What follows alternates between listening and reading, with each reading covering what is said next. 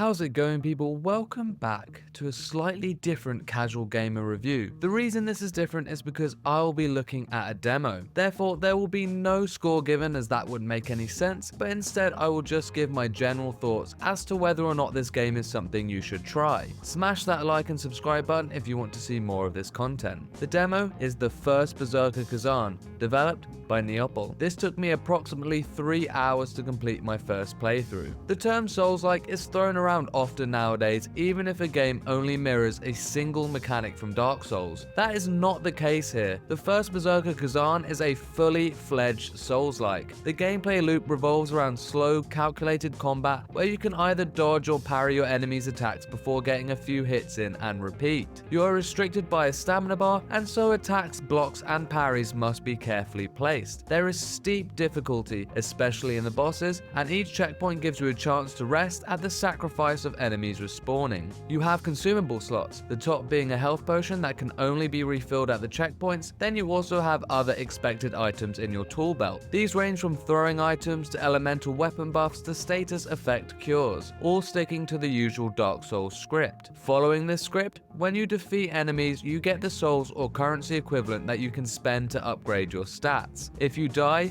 you drop this currency and must do a corpse run to reclaim it. There are 5 stats in the first Berserker, and these are Vitality, Endurance, Strength, Willpower, and Proficiency. Vitality focuses on health and resistances, and Endurance focuses on stamina. The other 3 are weapon scaling for particular weapon classes, and there lies the standard build decisions. The weapons in Khazan, or this demo at least, were dual-wield axes and swords, spears, and then greatswords. The dual-wield weapons seem to be the balance class and scaled with strength and willpower. The spear felt like the dexterity class and scaled with willpower and proficiency. The greatswords were the slow and heavy strength builds that scaled with strength and proficiency. I tried all 3 of these weapons and they did all feel pretty good and finely tuned. I always go strength build, and as much as I wanted to stick with the greatsword, I did actually play mostly with the dual wield weapons, and I thought the combat felt very cohesive. The actual combat itself, while yes, it was challenging, I found it to be incredibly well balanced and fun to play for one main reason. Both parrying and dodging are completely viable playstyles from the very start. In fact, I think it's beneficial to switch between the two. There are some enemies that are far easier to dodge, and then the larger enemies are far easier to parry. The bosses and larger enemies would even switch between moves that would be better to dodge or better to parry, and I love the high reactivity it asks of the player. When you break an enemy down enough, either through hits or through parries, you can get a riposte, and it feels as good as you would hope.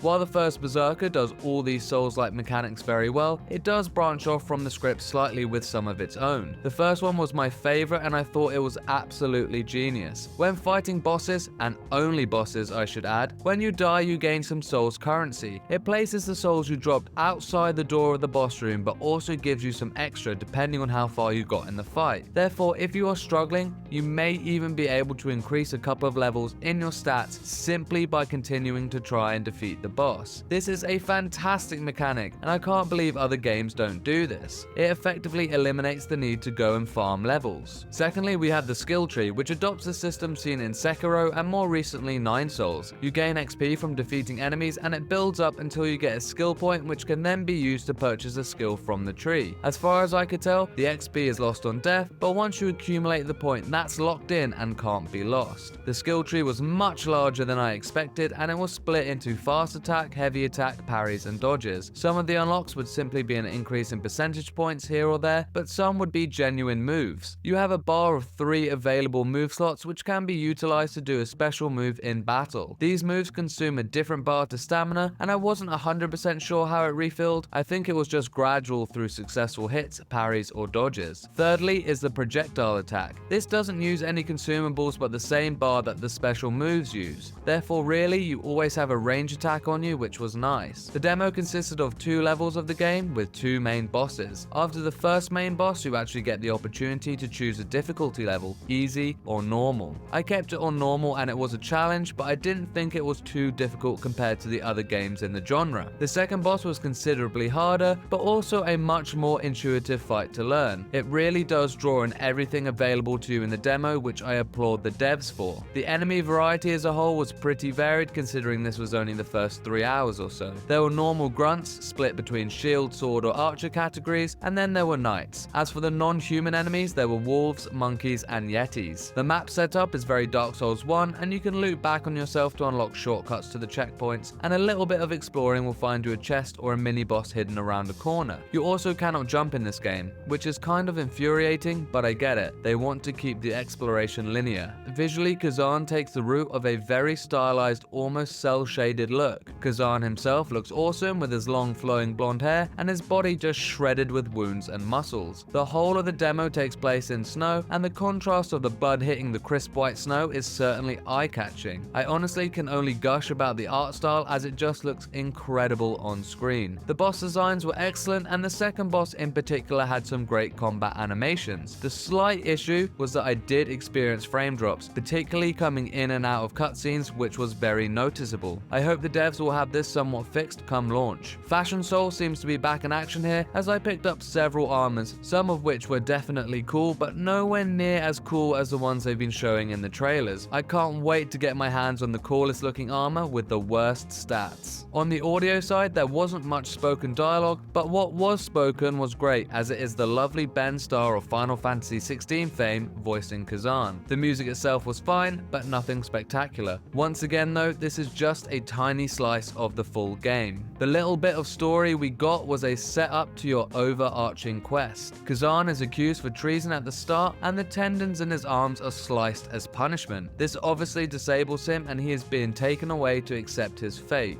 He gets possessed by a demon who gives him strength, and his mission becomes to find a way to exorcise this demon. However, maybe they become friends and work together for a greater goal. I guess we'll just have to see how the story plays out. I can't really comment further on the story, as that was really all you get for the demo, so I would say the jury is still out on the narrative quality. Neopal are the developer for Dungeon Fighter Online, and Khazan is based in the universe, although I am not personally familiar with these games and worlds. While it's far too early to speak on the side content, there were many chests which I imagine could potentially hold collectibles in the full release. There were also gemstones that could be cleared in certain areas, but it wasn't transparent what these were for. Perhaps an upgrade system yet to be revealed. The first boss seemed to drop a material which in the item description said it could be crafted, but I don't think it was available to do so in the demo. I would say this points towards boss weapons, which is always a staple in these games. There are several notes scattered about as well, which give you a little bit of lore here and there, which is great for someone like me who nerds out on reading snippets like this, but equally it can be avoided without missing anything from the overall story. I would really like for there to be side quests and secret areas that in both cases lead to unique loot and bosses. The first Berserker Khazan, in all honesty, has shot up my hype list after this demo. It holds so much potential as it looks fantastic and feels fantastic.